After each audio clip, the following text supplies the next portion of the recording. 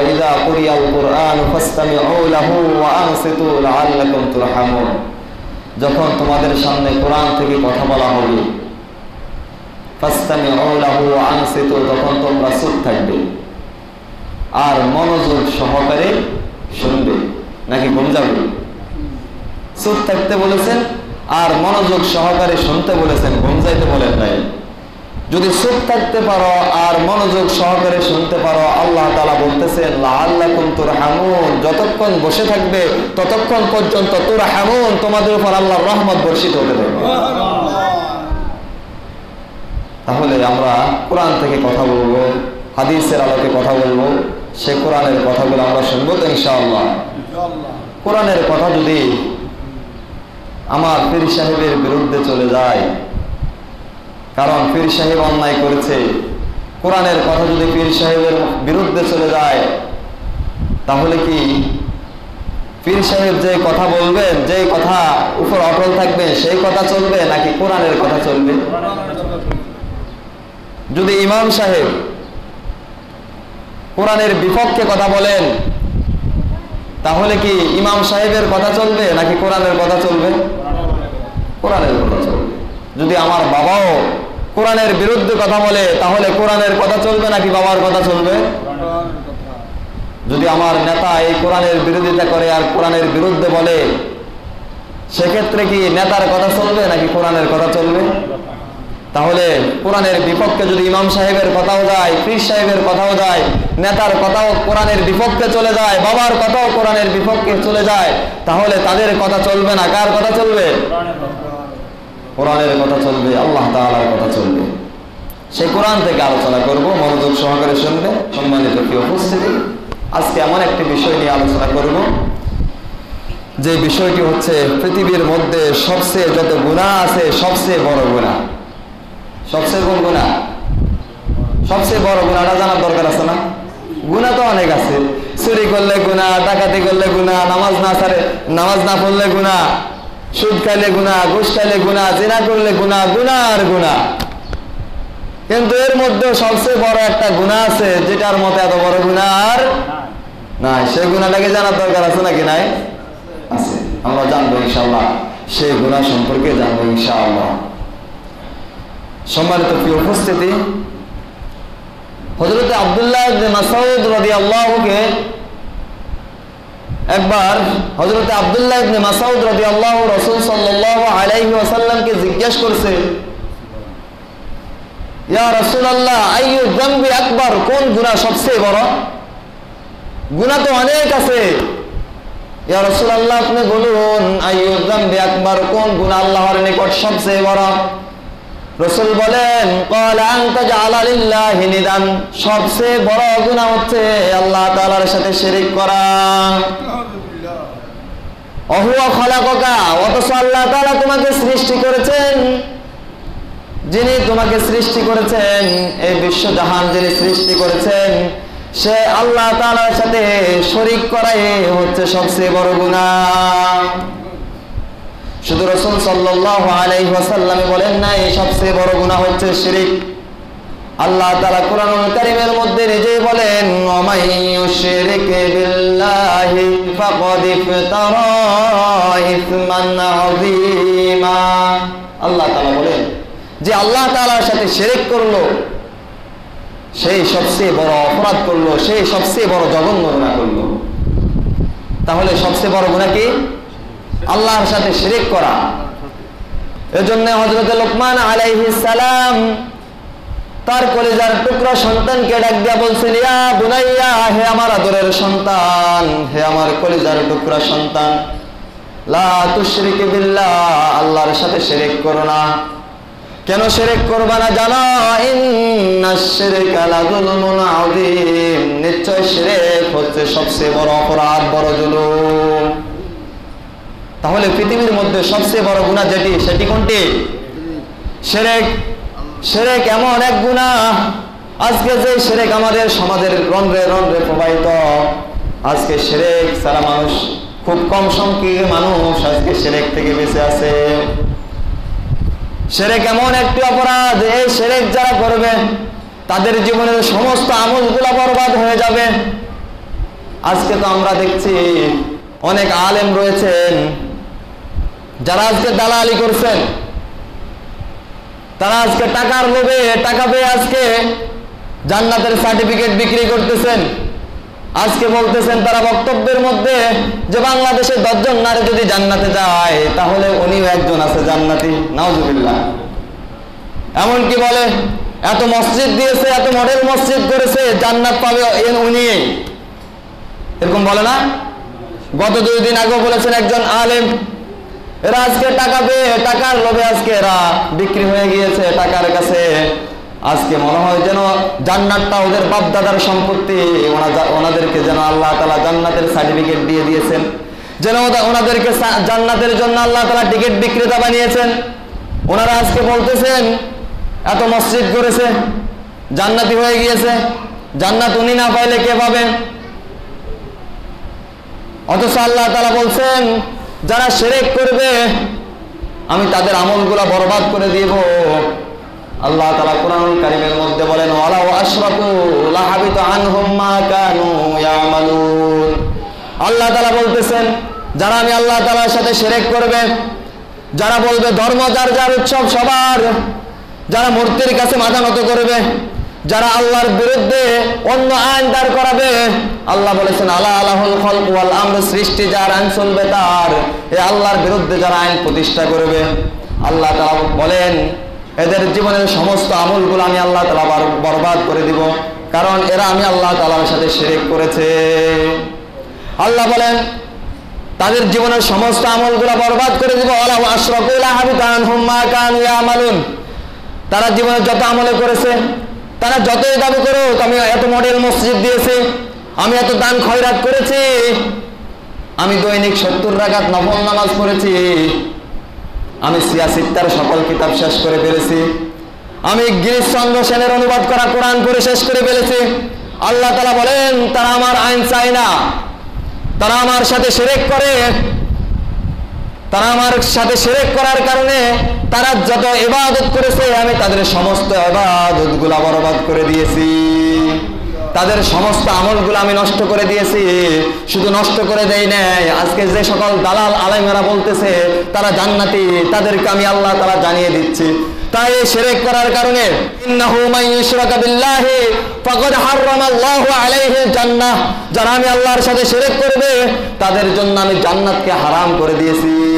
ফাকাদ হারামাল্লাহু আলাইহিল জান্নাহ, আল্লাহ বলেন আমি তাদের জন্য জান্নাতটাকে হারাম করে দিয়েছি। তারা যতই বলুক জান্নাতি জান্নাতি, আমি আল্লাহ তাদের জন্য এই শিরক করার কারণে তাদের জান্নাতটাকে হারাম করে দিয়েছি। ওয়াহুন নার, শুধু জান্নাতটাকে হারাম করে দেয় নাই, তাদের বাসস্থান হবে নার, জাহান্নামের আগুন। ওমা লিয-যালিমিনা মিন আনসার, আমি আল্লাহ ঘোষণা করে দিচ্ছি কিয়ামতের ময়দানে এই সকল জালিমদের কোনো সাহায্যকারী থাকবে না। আনসার, কোনো সাহায্যকারী সেদিন থাকবে না। ওমা লিয-যালিমিনা মিন আনসার, যারা দুনিয়ার জমিনে জুলুম করবে, মানুষের উপর জুলুম করবে, নির্যাতন করবে, নির্বিচারে মানুষদেরকে হত্যা করবে, আলেম ওলামাকে জেল জুলুম দিয়ে তাদেরকে নিঃশেষ করে দেবে, বিনা অপরাধে ফাঁসি দিয়ে শেষ করে দেবে। আল্লাহ বলেন ওমা লিয-যালিমিনা মিন আনসার, কিয়ামতের কঠিন মুসিবতের দিন এই সকল জালেমদের কোনো সাহায্যকারী থাকবে না। তাহলে আল্লাহর সাথে যারা শিরক করবে, আল্লাহ বলেন ফাকাদ হারামাল্লাহু আলাইহিল জান্নাহ, আমি তাদের জন্য জান্নাতটাকে কি করে দিয়েছি? হারাম করে দিয়েছি। এখন আপনি যতই জান্নাতি জান্নাতি স্লোগান করেন, আল্লাহ বলেন আমি হারাম করে দিয়েছি জান্নাত। আপনি এই যে ইবাদত করতেছেন, আপনার আমল নামায় আমল যোগ হয়েছিল, কিন্তু আপনি শিরক করার কারণে আপনার সমস্ত আমলগুলো বরবাদ হয়ে গেছে, আপনার আমল নামা খালি হয়ে গেছে। কারণ শিরক তো এমন একটি অপরাধ, শিরক যারা করবে তাদের ঈমানটাই শেষ হয়ে যাবে। আল্লাহ তাআলা সাথে যারা শিরক করবে, ঈমান ভঙ্গের 10টা কারণ রয়েছে, আর তার মধ্যে সর্বপ্রথম কারণ হচ্ছে আল্লাহর সাথে যারা শিরক করবে, শিরকে আকবার যারা করবে তাদের ঈমানটাই শেষ হয়ে যাবে। ঈমান যদি শেষ হয়ে যায় আর আমল কোনো কাজে আসবে বলেন? আর ঈমান তো হচ্ছে এমন যে একের মতো। ঈমান কিসের মতো? একের মতো। এক যখন লেখা হয়, একের সাথে যদি শূন্য দেওয়া হয়, একের মান বেড়ে 10 হয়। 10-এর সাথে শূন্য দিলে 100 হয়। 100-এর সাথে আরো একটি শূন্য লাগালে 1-এর মান বেড়ে 1000 হয়। 1-এর সাথে যতই শূন্য দেওয়া হবে ততই 1-এর মান বাড়তেই থাকবে। আর যতই শূন্য থাকুক, যদি একটাকে মুছে ফেলা হয়, আর ওই শূন্যর কোনো দাম আছে নাকি? ওই শূন্যর কোনো দাম নাই। তেমনি এক হচ্ছে ইমানের মতো। ইমান যখন থাকবে, ইমানের সাথে নামাজ লাগালে ইমানের দাম বেড়ে যাবে, রোজা লাগালে আরো বাড়বে, যাকাত লাগালে আরো বাড়বে, দান সদকা করলে ইমানের দাম আরো বাড়তেই থাকবে। আর যখন ইমানটাই শেষ হয়ে যাবে তখন ওই নামাজ রোজা আর হজ যাকাতের কোনো দাম আর থাকবে নাকি? যেমন এক ছাড়া শূন্যের কোনো দাম নাই, তেমনি ইমান ছাড়া আমলের কোনো দাম নাই। এই জন্য আল্লাহ তাআলা বলছেন, যারা শিরক করবে তাদের আমলগুলো বরবাদ হয়ে যাবে, কারণ শিরকে আকবর যারা করবে তাদের তো ঈমানটাই শেষ হয়ে যাবে। সম্মানিত প্রিয় উপস্থিতি, এই জন্য আজকে আমাদের সমাজের রন্ধ্রে রন্ধ্রে শিরক ঢুকে গিয়েছে। আজকে মূর্তির কাছে মাথা নত করা হয়। গত কয়েক বছর আগেও দেখছি বাগেরহাটের এক চেয়ারম্যান সাহেব হিন্দুদের কিছু ভোট পাওয়ার লোভে হিন্দুদের মন্দিরে গিয়ে সে মূর্তির কাছে মাথা নত করেছে। সে এমনকি হিন্দুদেরকে সিজদা পর্যন্ত করেছে।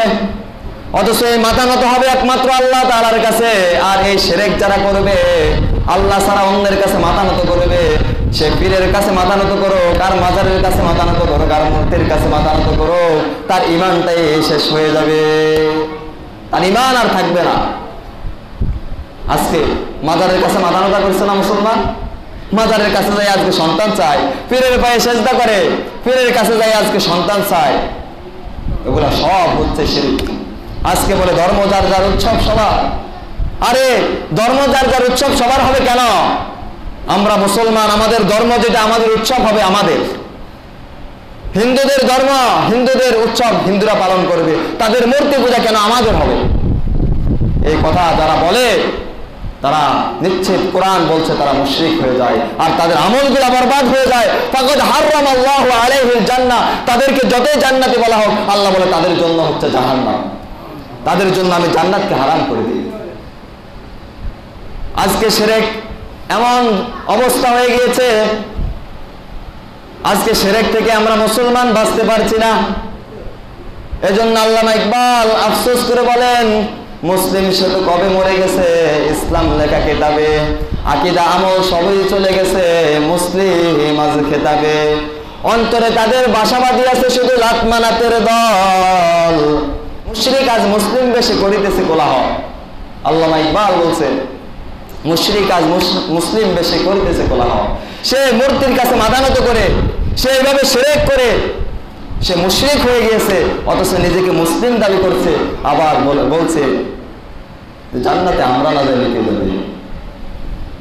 সম্মানিত উপস্থিতি, সম্মানিত প্রিয় হাজিরিন, শিরক তো এমন একটি অপরাধ, আল্লাহ তাআলা কোরআনুল কারীমের মধ্যে বলেন, ইন্নাল্লাহা লা ইয়াগফিরু আন ইউশরাকা বিহি ওয়া ইয়াগফিরু মা দুনা যালিকা লিমান ইয়াশা, নিশ্চয় আমি আল্লাহ তাআলা ক্ষমা করব না, লা ইয়াগফিরু আমি ক্ষমা করব না, আন ইউশরাকা বিহি যারা আমি আল্লাহ তাআলার সাথে শিরক করবে, আমি আল্লাহ তাআলা এই শিরকের অপরাধ ক্ষমা করব না। আর এই শিরকের অপরাধ ছাড়া যত অপরাধ নিয়ে আমি আল্লাহ তাআলার কাছে আসবে, আমি আল্লাহ তাআলা চাইলে তাকে ক্ষমা করে দিব। সুবহানাল্লাহ। তার মানে শিরক ছাড়া যত অপরাধ নিয়ে আল্লাহর কাছে উপস্থিত হবেন, আল্লাহ যদি চান আপনাকে ক্ষমা করে দিবে। আর শিরক নিয়ে যদি আল্লাহর কাছে উপস্থিত হন, আল্লাহ বলেন ইন্নাল্লাহা লা ইয়াগফিরু, আমি আল্লাহ তাআলা ক্ষমা করব না। আমি কি করব না? ক্ষমা করব না। তাহলে শিরকের মতো এত ভয়ঙ্কর অপরাধ, এত বড় গুনাহ আর একটিও আছে নাকি? আর একটিও নাই। এই জন্য তো হযরতে আব্দুল্লাহ ইবনে মাসউদ যখন রাসূলকে জিজ্ঞাসা করছেন, ইয়া রাসূলুল্লাহ ইউযাম্বি আকবার, কোন গুনাহ সবচেয়ে বড়? রাসূল বলেন, ক্বালা আনতা জাআলা লিল্লাহি নিদান ওয়া হুয়া খালাকাকা, তুমি আল্লাহর সাথে শিরক করবে অথচ আল্লাহ তোমাকে সৃষ্টি করেছেন।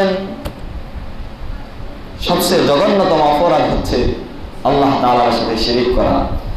সম্মানিত প্রিয় উপস্থিতি, সম্মানিত প্রিয় হাজিরিন, এই জন্য যারা শিরক করবে তাদেরকে যখন কিয়ামতের ময়দানে উঠানো হবে, তারা যখন কিয়ামতের কঠিন মুসিবতের দিনে উঠবে আর তাদের আমলনামাগুলো তারা দেখতে পাবে, তারা সেদিন বলবে, হায় হায় এই অবস্থা কেন?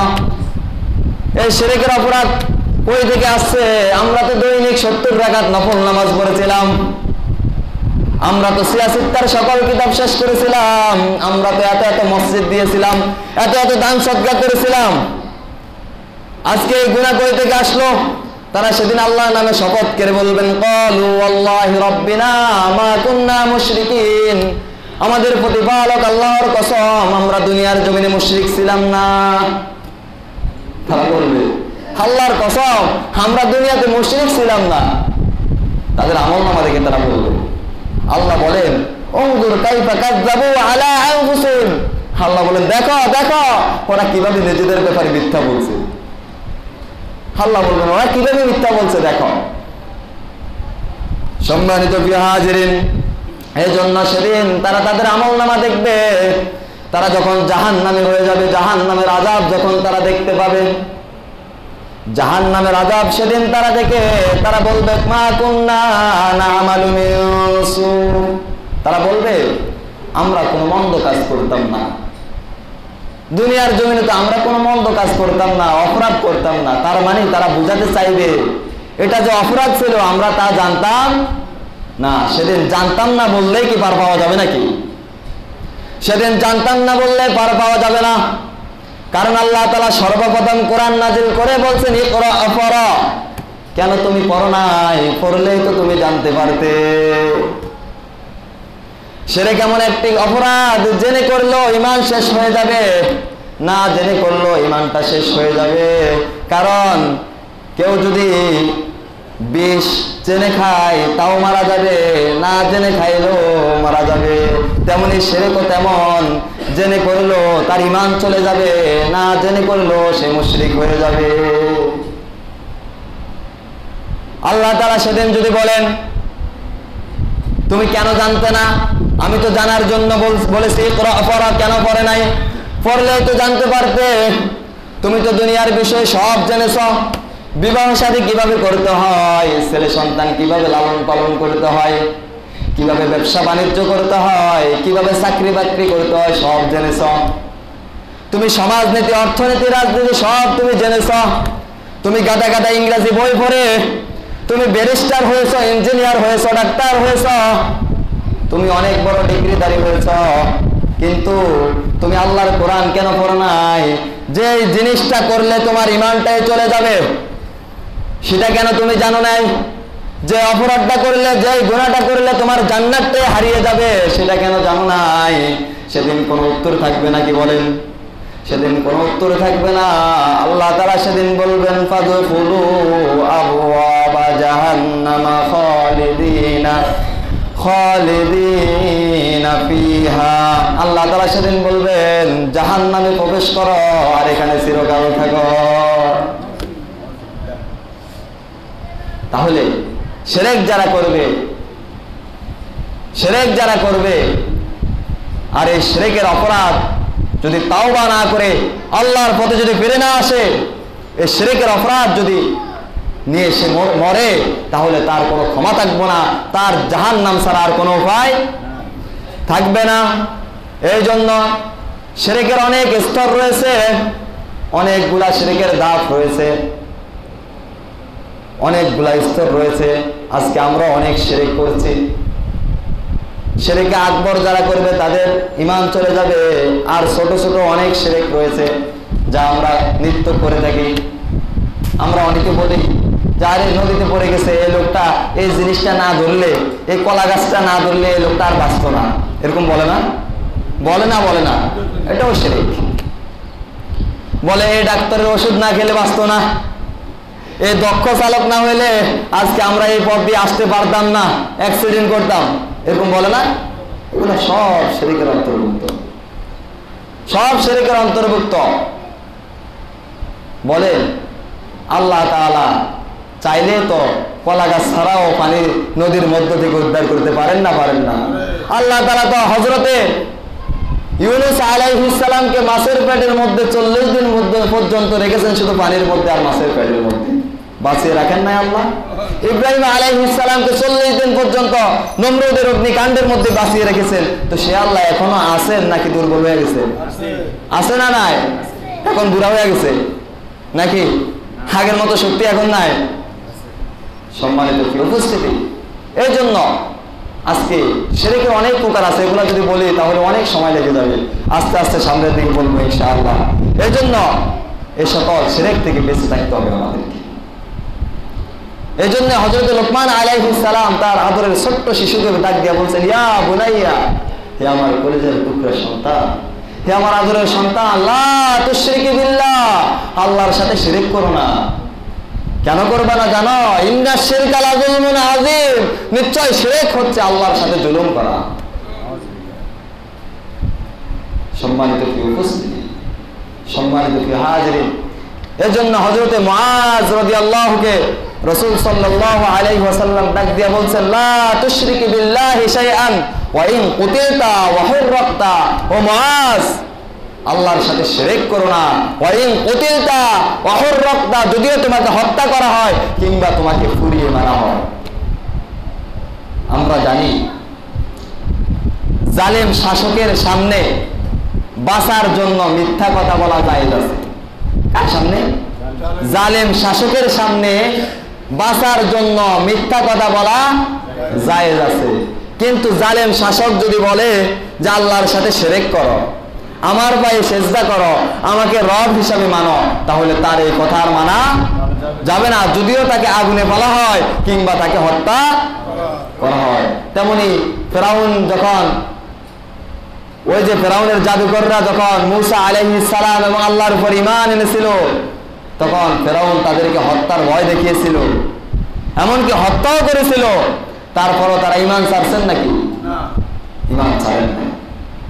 গত সপ্তাহের আগের সপ্তাহ বলেছিলাম বাদশা ইউসুফ জুন আওয়াজের কথা, যিনি নিজেকে খোদা দাবি করেছিল।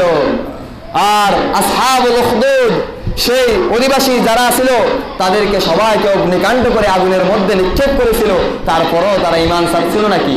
এই জন্য রাসূল বলেন, ওয়াইন কুতিলতা ওয়া হুররাতা, যদি তোমাদেরকে আগুনে ফেলানো হয় এবং হত্যাও করা হয়, তারপরও শিরক করা যাবে না। সম্মানিত প্রিয় হাজিরিন, এই জন্য সকল নবীরা এই শিরকের বিরোধিতা করেছেন, এই শিরকের বিরুদ্ধে তারা প্রতিবাদ করেছেন। তেমনি নবী ইব্রাহিম আলাইহিস সালাম, তিনিও শিরকের বিরোধিতা করেছেন। তার বাবা আজর মূর্তি বানাতো, আর ইব্রাহিম আলাইহিস সালাম মূর্তিগুলোকে ভেঙে ফেলতেন। নবী মুহাম্মদুর রাসূলুল্লাহ সাল্লাল্লাহু আলাইহি ওয়াসাল্লাম মক্কা বিজয়ের পর মক্কার ঘর থেকে 360টি মূর্তিকে ভেঙে চুরমার করে দিয়েছেন। আজকে আমাদের কাছে হিন্দু ভাইরা যখন সাহায্যের জন্য, যখন তাদের পূজার জন্য, কালেকশনের জন্য আসে, আমরা দান করি না? এটা জায়েজ নাই। আপনি তাদেরকে দান করতে পারবেন, এটা জায়েজ আছে। কি জন্য? তাদের মেয়ে বিয়ে দিতে পারে না, তারা খাইতে পারে না, তাদের ঘর নাই, তাদের পুষ্কুনি নাই, তাদেরকে একটা কল প্রয়োজন, তাদের একটা রাস্তা প্রয়োজন, এগুলা সব দিতে পারবেন, কোনো সমস্যা না। এগুলোর জন্য সাহায্য করতে পারবেন, কোনো সমস্যা নাই। কিন্তু তারা যখন তাদের পূজার জন্য, তাদের এই মূর্তি পূজার জন্য, বিভিন্ন উৎসবের জন্য যখন আপনাদের কাছে হাত বাড়াবে, তখন এখানে সহায়তা করা যাবে না। কারণ আপনি যদি তাকে সহায়তা করেন, তাহলে আপনি মূর্তি পূজার যে শিরক তারা করতেছে, এই শিরকের মধ্যে আপনারাও অন্তর্ভুক্ত হয়ে গেলেন। আজকে আমরা না জানার কারণে আমাদের সাথে হিন্দুদের সাথে সম্পর্ক আছে অনেকের, এই জন্য আসে, বন্ধু বান্ধবের মতো চাই, না দিও পারি না, তখন তাদেরকে বলে দিলেন ডাইরেক্ট যে আমাদের ইসলাম এটা জায়েজ নাই, তোমরা অসহায়, তোমাদের বিভিন্ন প্রয়োজন, এই জন্য নিতে পারো, সমস্যা নাই, বসে চা খাও, চা খাওয়ায় তোমাকে, সমস্যা নাই। কিন্তু মূর্তি পূজার জন্য আমার কাছ থেকে টাকা চাইলে আমি টাকা দিতে পারবো না, কারণ আপনি যদি টাকা দেন তাহলে আপনিও শিরকে অন্তর্ভুক্ত হয়ে যাবেন। সম্মানিত প্রিয় উপস্থিতি, প্রত্যেক যুগে যুগে নবীরা এই শিরকের বিরোধিতা করছিল। তেমনি বিভিন্ন ধর্মাবলম্বীরা আল্লাহর সাথে আরো উপাস্যকে অ্যাড করেছিল। খ্রিস্টানেরা হযরত মারিয়াম আলাইহিস সালাম এবং ঈসা আলাইহিস সালামকে আল্লাহর সাথে তুলনা করেছে। তারা তিক্তবাদী বিশ্বাসী ছিল, তারা তিনজনকে রব হিসেবে মানত। আল্লাহকে ঈসা আলাইহিস সালামকে, বিবি মারিয়াম আলাইহিস সালামকে তারা উপাস্য হিসেবে মানত। আল্লাহ তাআলা কোরআনের মধ্যে বলেন ওয়ালা তাকুলু সালাতান, আর এই কথা বলো না যে আল্লাহ তিনজন। আল্লাহ তিনজন এই কথা তোমরা বলো না। আল্লাহ কয়জন? আল্লাহ বলেন কুল হুয়াল্লাহু আহাদ, বলো আল্লাহ এক, অদ্বিতীয়, দ্বিতীয় কোনো আর কেউ নাই, আল্লাহ একজন। আল্লাহুস সামাদ, তিনি কারো মুখাপেক্ষী নয়। লাম ইয়ালিদ ওয়া লাম ইউলাদ, তিনি কাউকে জন্ম দেন নাই, তাকেও জন্ম দেওয়া হয় নাই। ওয়া লাম ইয়াকুল লাহু কুফুয়ান আহাদ, তার সমতুল্য আর কেউ নাই। আর ইহুদিরা বলে উযাইর আল্লাহর ছেলে। উযাইর আলাইহিস সালামকে তারা কি বলতো? আল্লাহর ছেলে বলতো। আবার খ্রিস্টানদেরও একদল ঈসা আলাইহিস সালামকে আল্লাহর ছেলে বলতো। অথচ আল্লাহ বলেন লাম ইয়ালিদ ওয়া লাম ইউলাদ, আমি কাউকে জন্ম দেইনি আর আমাকেও জন্ম দেওয়া হয়নি। সম্মানিত উপস্থিতি, এই জন্য আল্লাহ হচ্ছেন একজন। আল্লাহ বলেন আন্নামা ইলাহুকুম ইলাহু ওয়াহিদ, তোমাদের মাবুদ একমাত্রই মাবুদ, তোমাদের ইলাহ একমাত্র ইলাহ, লা ইলাহা ইল্লা আনা ফাবুদুন, আল্লাহ ছাড়া আর কোনো ইলাহ নেই, অতএব তোমরা তার ইবাদত করো। ইবাদত করতে হবে কার? আল্লাহর ইবাদত করতে হবে। আর কারো ইবাদত করা যাবে না, এই মাথা আর কারো কাছে মতো করা যাবে না। যদি লৌকিকতা থাকে, লোক দেখানো ইবাদত আমরা করি, ওই ইবাদত আল্লাহর কাছে কবুল হবে না। আর যদি আল্লাহর জন্য ইবাদত করা হয়, তাহলে দুনিয়া তো আল্লাহ তাআলা আমাদেরকে মুক্তি দিবেন, আখিরাত ও জাহান্নামের কঠিন মুসিবত থেকে আল্লাহ তাআলা আমাদেরকে মুক্তি দিয়ে দিবেন। ইবাদত হতে হবে একমাত্র মহান আল্লাহ তাআলার জন্য। এই জন্য আমরা দেখি বনী ইসরাইলের 3 যুবক যখন সফরে রওনা দিয়েছিলেন, প্রতিমধ্যে রাত হয়ে গিয়েছে, তারা একটি পাহাড়ের গুহার মধ্যে আশ্রয় নিয়েছিলেন। আর ওই পাহাড়ের মধ্যে যখন আশ্রয় নিয়েছিলেন, ওই গুহায় একটি পাথর এসে ওই গুহার মুখটি বন্ধ হয়ে গিয়েছে। তারা ওই পাথর ফেলে ওই গুহা থেকে বের হতে পারছেন না। তারা চিন্তায় পড়ে গেলেন। তারা এবার একজন অপরজনকে বলছেন, আমরা জীবনে যত ইবাদত করেছি, যত আমল করেছি, আমাদের জীবনের শ্রেষ্ঠ আমলটা দিয়ে আল্লাহর কাছে আযাব থেকে, এই মুসিবত থেকে আমরা আজকে মুক্তি চাবো। কে কোন আমল জীবনের সবচেয়ে সেরা আমল করেছে, আল্লাহর জন্য করেছে, একনিষ্ঠ হয়ে আল্লাহর ভয়ে, সেটা দিয়ে আল্লাহর কাছে আজকে বাহানা করা। প্রথম ব্যক্তি তিনি আল্লাহর কাছে বললেন, আল্লাহ, আমি অত্যন্ত দারিদ্র ছিলাম, কিন্তু আমার মা বাবা খুব বৃদ্ধ ছিল। আমি যখন এক রাতে বাইরে গিয়েছিলাম, বাইরে থেকে আসার পরে আমার মা বাবা ঘুমিয়ে পড়ছিল। আমি দুধ দহন করে আমার মা বাবা অনাহারে ঘুমিয়ে গিয়েছিল। আমি দুধের পেয়ালা নিয়ে মা বাবার শিওরে দাঁড়িয়েছিলাম, সারা রাত্র দাঁড়িয়েছিলাম। আর আমার সন্তানগুলা আমার পায়ের কাছে ক্ষুধার যন্ত্রণায় ছটফট করছিল। আমি মনে করেছিলাম আমার সন্তানের আগে আমার মা বাবাকে খাওয়ানি উত্তম হবে। এই জন্য আমি আমার সন্তানগুলাকে সেদিন দুধ পান করাই নাই। আমার মায়ের শিওরে, আমার বাবার বৃদ্ধ বাবার শিওরে আমি দাঁড়িয়েছিলাম, তাদেরকে দুধ পান করাবো। ও আল্লাহ, সেদিন আমি তোমাকে খুশি করার জন্য আমি সেদিন আমার মা বাবার শিওরে সারা রাত্র দাঁড়িয়েছিলাম দুধের পেয়ালা নিয়ে। ও আল্লাহ, সেদিন যদি এই ইবাদতটুকু তোমার জন্য করে থাকি, আজকের এই কঠিন মুসিবত থেকে আমাকে মুক্তি দাও। আমাদেরকে আজকের এই কঠিন মুসিবত থেকে ইয়ার উসিলা করে মুক্তি দিয়ে দাও। এই কথা বলার সাথে সাথে পাথরখানা একটু সরে গিয়েছে। এবার যতটুকু সরে গিয়েছে, ফাঁকা জায়গা দিয়ে তারা বের হতে পারছে না। দ্বিতীয় জন এবার আল্লাহর কাছে দোয়া করছেন, আল্লাহ, আমার এক সুন্দরী চাচাতো বোন ছিল, যার প্রতি আমি খুবই আকৃষ্ট ছিলাম। হাদিসের মধ্যে এসেছে, একজন পুরুষ একজন নারীর প্রতি যতটাই আকৃষ্ট হয়, আমি ততটাই আকৃষ্ট ছিলাম। কিন্তু আমি তাকে ভোগ করতে চেয়েছিলাম, তার সাথে অন্যায় করতে চেয়েছিলাম, ব্যভিচার করতে চেয়েছিলাম। সে আমার সাথে পাপাচারে লিপ্ত হয় নাই, কিন্তু এক দুর্ভিক্ষের সময় যখন সে আমার কাছে সাহায্যের জন্য আসলো, এই সুযোগে আমি তার কাছ থেকে শর্ত নিয়েছিলাম, আমি তোমাকে সাহায্য করবো, তবে তুমি আমার সাথে অন্যায় করতে হবে, জিনায় লিপ্ত হতে হবে। আল্লাহ, সেদিন আমি তাকে 120 দিরহাম স্বর্ণ মুদ্রা দিয়েছিলাম। আর ওই কারণে সে রাজি হয়ে গিয়েছিল। সেদিন যখন একটি গোপন রুমের মধ্যে আমি তার সাথে সহবাস করব, এই সময় যখন আমরা উপনীত হয়েছিলাম, সে আমাকে বলল, সে দেখলাম ভয় পাচ্ছে। আমি বললাম, কেন ভয় পাচ্ছ? কেউ তো এই রুমের মধ্যে নাই। তিনি তখন বললেন, ইত্তাকিল্লাহ, আমি আল্লাহকে ভয় করি। এই রুমের মধ্যে কেউ না থাকতে পারে, কেউ না দেখতে পারে, কিন্তু আমার আল্লাহ আমাদেরকে দেখছে। এই কথা যখন বলছে, সেদিন আমি তার সাথে পাপাচার করা থেকে আমি বিরত হয়ে আমি সেখান থেকে চলে গিয়েছি। ও আল্লাহ, সেদিন যদি তোমাকে ভয় করে তোমার উদ্দেশ্যে যদি আমার এই পাপাচার থেকে ফিরে আসা হয়, এই কারণে তুমি আমাদেরকে আজকের এই বিপদ থেকে মুক্তি দিয়ে দাও। এই কথা বলার সাথে সাথে পাথর আরেকটু সরে গিয়েছে। এই ফাঁকা দিয়েও তারা বের হতে পারছে না।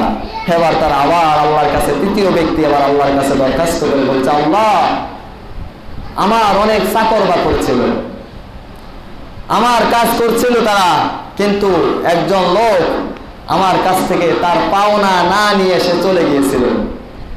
আমি তার ওই পাওনা টাকা দিয়ে বিভিন্ন বকরি টকরি কিনে আমি সেগুলা লালন পালন করছিলাম। লালন পালন করতে করতে এগুলা অনেক হয়ে গিয়েছে, অনেক চাকর বাকর এখন সেগুলা পালন করতেছে। আল্লাহ, কয়েক বছর পর যখন ওই ব্যক্তি আমার কাছে সেই পাওনার জন্য আসলো, আমি বললাম, এই যে চাকর বাকর দেখছ, এই যে ছাগলের পাল দেখছো, বকরির পাল দেখছো, এগুলা সব তোমার, তুমি নিয়ে যাও। সেদিন সেই ব্যক্তি বলছিল, তুমি আমার সাথে ঠাট্টা করছো নাকি? আমি যে অল্প টাকা তোমার কাছ থেকে পাবো সেই টাকাগুলা দিয়ে দিলে আমি চলে যাব। সেদিন আমি তাকে বলছিলাম, না, তোমার সেই অল্প টাকাকে আমি কাজে খাটিয়ে আজকে এত বিশাল অঙ্কে পরিণত করেছি, এগুলা আমার নয়, এগুলা সব তোমার।